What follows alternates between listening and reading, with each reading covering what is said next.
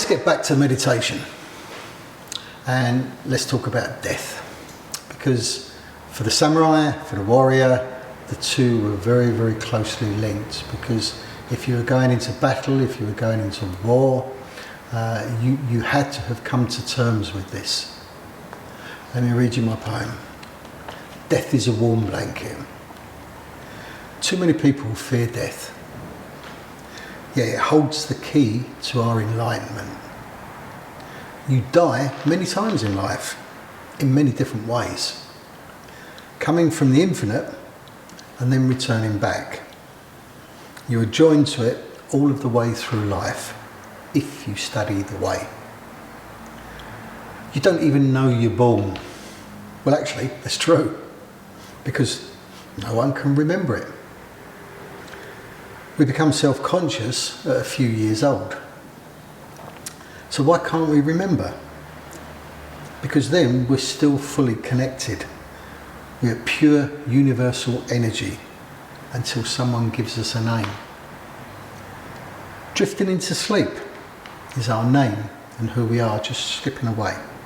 We commune with our unconscious, while our name disappears and we can regenerate. Meditation brings us back to where we were as a child. The uncarved block, energy without a name. The illusion of self, that which is named, disappears when we're in harmony and communing with that which cannot be named. The nameless nourishes and replenishes. It reminds us of who we really are. It's a place of refuge, reminding us from whence we came. When it's time to return, death is a warm blanket. It's from where we started and where we will return. We don't know we die, like we don't know when we're born, like we don't know when we fall asleep, or when we replenish in meditation. We're born from the nameless. We return to the nameless. During life, we replenish in the nameless. Our name and self are illusory. Death is a longer sleep.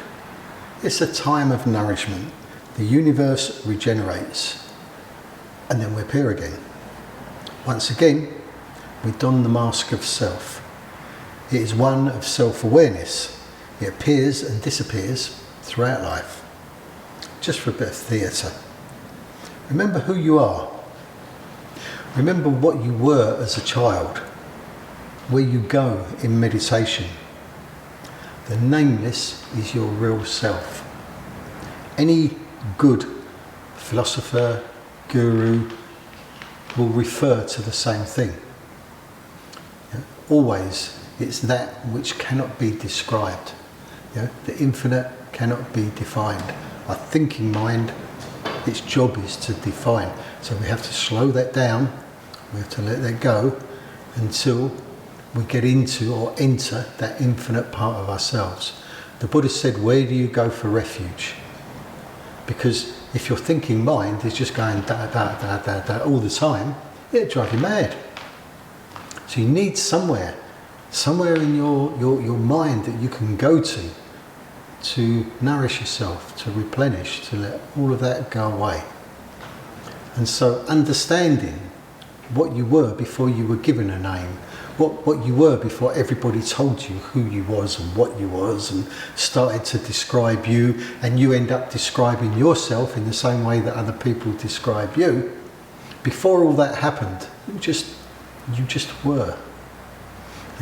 And that's where you want to get back to. You want to get back to what they describe as that uncarved block, that place you go to for refuge. Once you can get there, then you can heal. And you understand what you were before you were born. I love the word unborn. When you're unborn, that's what you were. You still are. You've come from there, you're going back to there, but actually you're still there. You can't lose it just because you're in a body. So find that place, meditate, train until you get completely absorbed. Then you will find it for yourself and you'll know what I'm talking about. And when you do, you'll go, Now I've got it. Thank you.